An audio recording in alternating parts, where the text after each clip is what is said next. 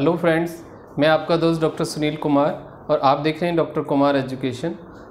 आज हम बात करेंगे आईबीएस के ट्रीटमेंट के बारे में, डाइट के बारे में और उसके बारे में जो लोगों का कन्फ्यूजन है, ट्रीटमेंटल कोई गाइडलाइन नहीं बन पा रही है।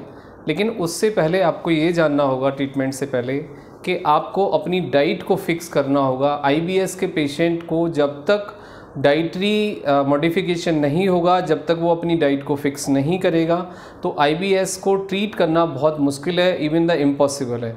डाइट का पार्ट बहुत इंपॉर्टेंट है आईबीएस पेशेंट में, क्योंकि आईबीएस का पेशेंट का जो डाइजेशन है वो काफ़ी सेंसिटिव हो जाता है एक टाइम के बाद। बहुत सारे फूड आईबीएस पेशेंट को नहीं डाइजेस्ट होते, तो उनकी पहचान करना बहुत आवश्यक है। और वो फूड रिस्ट्रिक्शंस यानी कुछ फूड को बंद करना और कुछ फूड को बंद करना पहले ट्रीटमेंट से पहली आवश्यकता है, तो आप उसको पहले समझ लीजिए।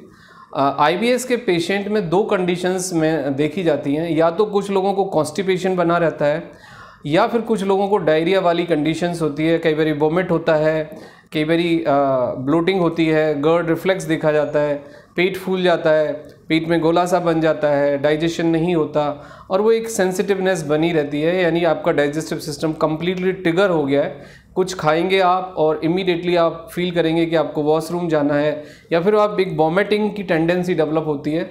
और कई बार पेशेंट इतना डर जाता है कि वो कुछ खाना ही नहीं चाहता है, उस कारण बस भी उसको रिवर्सेबली नेगेटिव इफेक्ट आते हैं। एसिड फॉर्मेशन होता है, एसिड वफर करता है, डाइजेशन में प्रॉब्लम होती है और पेशेंट कंटिन्यूसली कमज़ोर होता रहता है, यानी उसका ब्लड प्रेशर लो रहता है, वेट गेन नहीं करता है, वो बॉडी बड़ी थिन रहती है। तो ये सारी कॉम्प्लिकेशंस देखी जाती हैं। तो आपको पहले ये समझना है कि आप डायरिया इंडाइजेशन वाली कैटेगरी में हैं या कॉन्स्टिपेशन वाली कैटेगरी में हैं। यदि आपको डायरिया है, इंडाइजेशन है, आपको दर्द होता है और डाइजेशन में तकलीफ होती है, तो आपको प्रोबायोटिक्स लेने होंगे ट्रीटमेंट में। नेचुरल प्रोबायोटिक्स में आप शिमला मिर्च खाएं, आप कर्ड खाएं, आप प्रोबायोटिक्स लें, आप दलिया खाएं, आप चोकर खाएं और आप आटे में जो चोकर वाला पार्ट है वो थोड़ा सा बढ़ा दें, आटे को छाने ना, पोहा खाएं। सो ये नेचुरल जो आप फाइबर थोड़ा सा ऐड करेंगे तो आपको डाइजेशन में भी मदद मिलेगी। फिर कोई डाइजेस्टिव एंजाइम भी आप ऐड कर सकते हैं with the consultation of the physician, लेकिन ये आपको डॉक्टर की सलाह से ही लेना होगा। अब एक दूसरा पार्ट है कि यदि आपको कॉन्स्टिपेशन बना रहता है तो फिर आप क्या करें।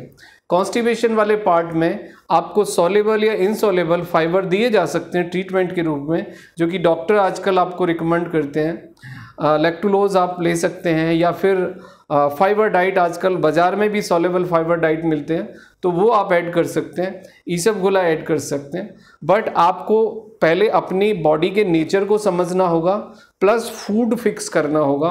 कुछ पेशेंट में मिल्क है, एग है, मांस मछली है, ये ट्रिगर करता है डाइजेशन को, इसको डाइजेस्ट करने में ज़्यादा तकलीफ़ होती है, तो ये फूड की कैटेगरी आप बंद कर दें। दाल को डाइजेस्ट करने में थोड़ा तकलीफ़ होता है तो आप दाल बंद कर दें। हरी सब्जी खाएं, फ्रूट्स खाएं, वेजिटेबल खाएं, चोकर खाएं, कोई भी अनाज दलिया खाएं, सो वो आपको हेल्प करेगा। लेकिन मोस्ट इम्पॉर्टेंट पार्ट ये है कि आपको अपनी डाइट को कम्प्लीटली मॉडिफाई करना होगा। उसके साथ साथ प्रोबायोटिक या फिर कॉन्स्टिपेशंस के जो सॉल्युबल और इनसॉल्युबल फाइबर्स हैं वो आपको हीलिंग में मदद करेंगे। इसके अलावा कोई एंटीबायोटिक या स्टीरॉइड या कोई दूसरे तरह की थेरेपी आईबीएस के पेशेंट को हेल्प नहीं कर सकती। बट कुछ केसेस में देखा जाता है कि कुछ समय के लिए स्टीरॉइडल सपोर्ट लिया जाता है, तो उसमें यदि आपको इंटेस्टाइन में इन्फ्लामेशन है या आप कोलाइटिस के पेशेंट हैं, तब ये कंसिडरेशन में लाया जाएगा। तो आईबीएस का जो मसला है उसको इस तरीके से आपको डील करना होगा। Thank you very much and take care yourself.